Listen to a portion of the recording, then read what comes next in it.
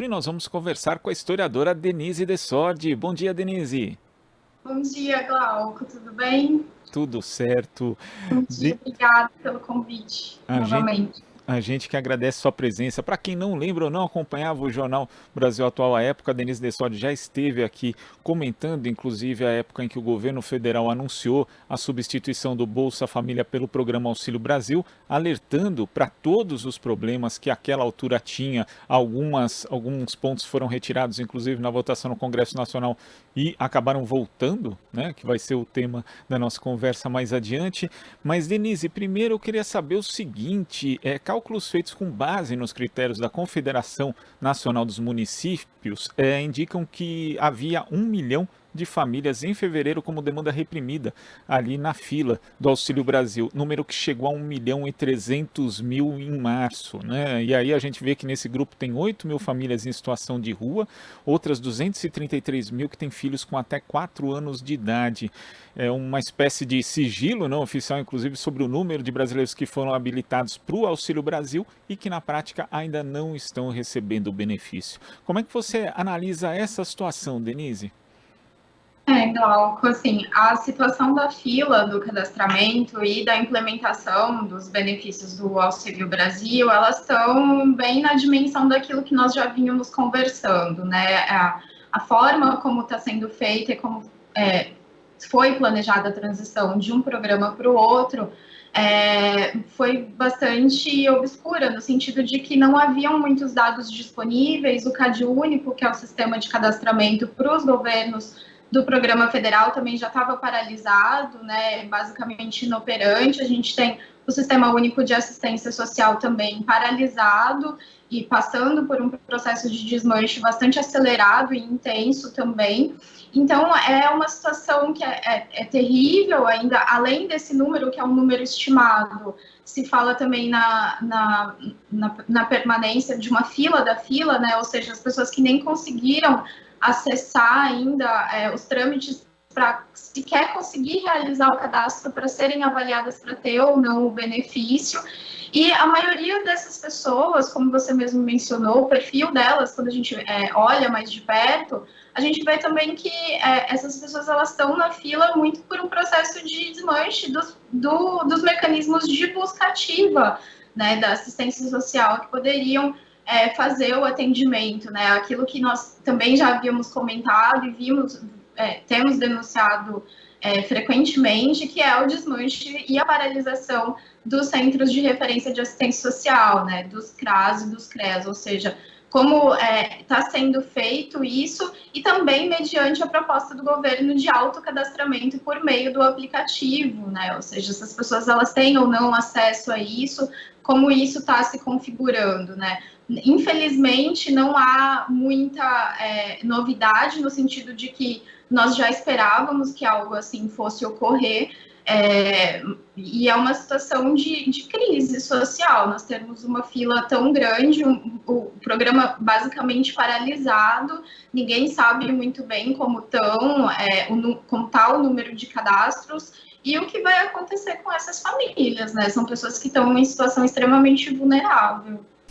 E enquanto existe essa fila e essa fila da fila, como você menciona, Denise, o Ministério da Cidadania tenta remanejar recursos da pasta para trocar os cartões que têm a marca Bolsa Família por novos que venham ali com Auxílio Brasil.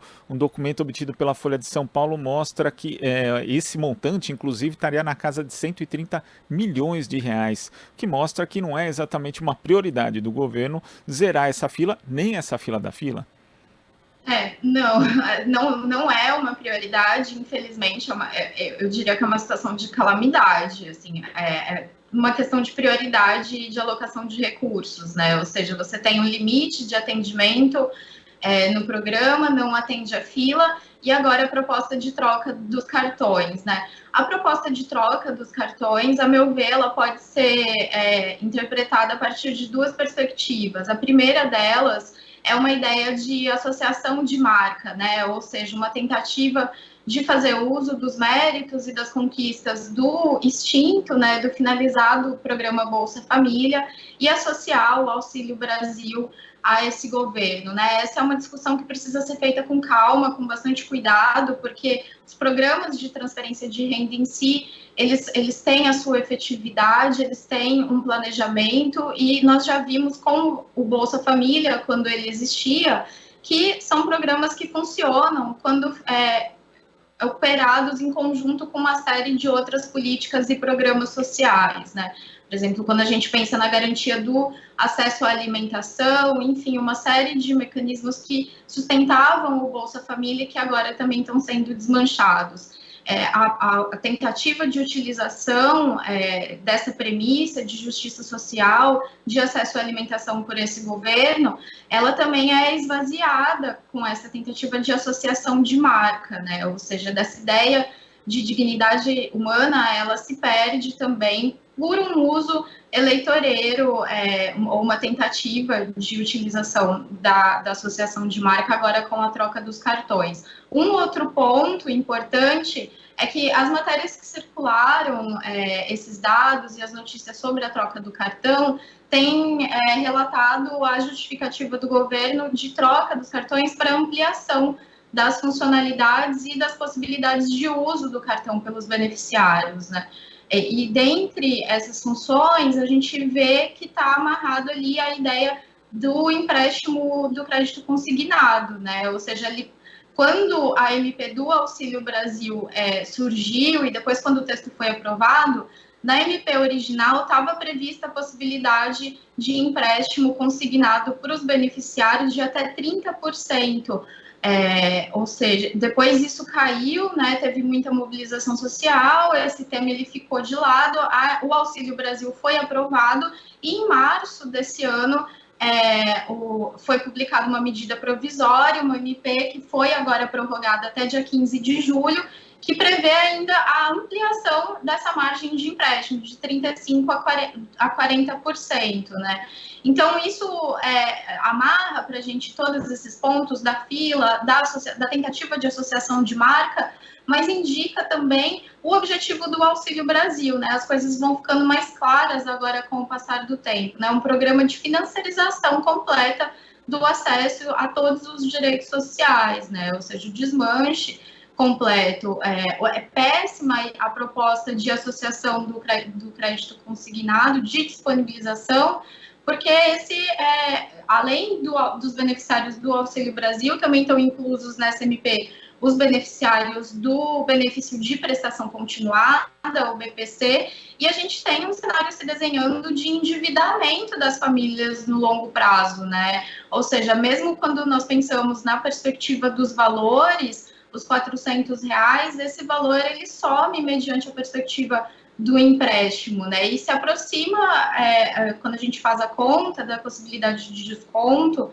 do empréstimo, se aproxima muito da que era pago pelo Bolsa Família, né? Ou seja, ele tem também um discurso de que a mudança é pelo aumento do valor, mas isso na prática acaba não se confirmando mediante as alterações que estão sendo feitas no programa, né? Mas é uma proposta que está atrelada à mudança dos cartões e das possibilidades de uso que já estão sendo ampliadas pelo aplicativo de cadastro, o Caixa Tem, que colocam uma perspectiva de transferência direta, infelizmente, de dinheiro do governo por meio de um programa de transferência de renda para atender pessoas que estão em situação de extrema pobreza e pobreza, mas que, no fundo, está transferindo dinheiro para os bancos, para as elites econômicas e para as agências financeiras, né? E há uma perspectiva de crise social, de endividamento no longo prazo que está colocada junto com essas alterações que estão previstas, né? O governo tem alegado também, segundo o que está sendo divulgado, que essa seria uma boa medida, porque desafogaria a demanda de consumo imediato das famílias, mas não há muita clareza de como esses empréstimos vão ser regulados, e é importante a gente pensar também que, muito provavelmente, pelos dados que nós temos disponíveis, esse dinheiro ele vai ser utilizado para comprar coisas básicas, ou seja, as pessoas vão estar se endividando, na verdade, para compensar um cenário de inflação, de desemprego, de aumento no preço dos alimentos, e depois elas vão ficar com essa dívida para ser paga, né? Ou seja, é cruel, no mínimo cruel, essa proposta, né? Acho que é bem possível falar isso, né? E veja que também é importante a gente dizer que não está mais se falando de perspectivas de saída, ou seja, do programa, né? Ou seja, de melhora das condições de vida. Quando você pensa numa perspectiva de endividamento de longo prazo, vinculada ao programa social, que teria um outro objetivo, quando ele era ainda o Bolsa Família, antes do Bolsa Família ser finalizado, agora não se fala mais em porta de saída, né? As famosas portas de saída do programa. E aí há alguns argumentos circulando de que é uma questão de organização financeira, né, das famílias, mesmo a proposta original do Auxílio Brasil atrelava a proposta de crédito consignado a cursos de educação financeira, mas isso também não é a realidade, né? Além de a gente não ter clareza de como isso seria feito, o discurso da educação financeira que aparece como uma pedagogia ou um remédio para o endividamento, né? Tentando transferir uma responsabilidade que é do Estado para as pessoas, ou seja, culpar as pessoas pelo próprio empobrecimento, pelo próprio processo de empobrecimento, quando na verdade o que está colocado é uma transferência direta de dinheiro público para o sistema financeiro. Né? Então, quando a gente está falando da perspectiva do cartão, da diminuição do número de benefícios, do atendimento, do desmanche do SUAS, do desmanche dos CRAS, ou mesmo do fim do Bolsa Família, que foi criado ao longo em 2003 no governo Lula e que foi desmanchado pelo governo Bolsonaro, a gente está falando dessas questões também, ou seja, um processo de financiarização acelerado dos programas sociais que visam minorar a desigualdade social do país. Denise, quando você dá essa explicação, fica muito evidente que existe uma mudança brutal, né, daquilo que era o Bolsa Família, que, como você lembrou, tinha condicionantes que determinavam acesso à saúde e também educação, articulando uma rede de proteção social, inclusive possibilitando essa porta de saída dessa condição, e de repente a gente tem o Auxílio Brasil, onde não existem mais essas condicionantes, que são substituídas na prática por essa financiarização, né, que inclusive, como você bem lembrou, foi retirada na votação do Congresso Nacional depois volta por uma nova medida provisória do presidente Jair Bolsonaro. Isso é simbólico, mas também é um exemplo prático de um desmonte de concepção de políticas sociais que demoraram muito tempo para serem construídas, Denise?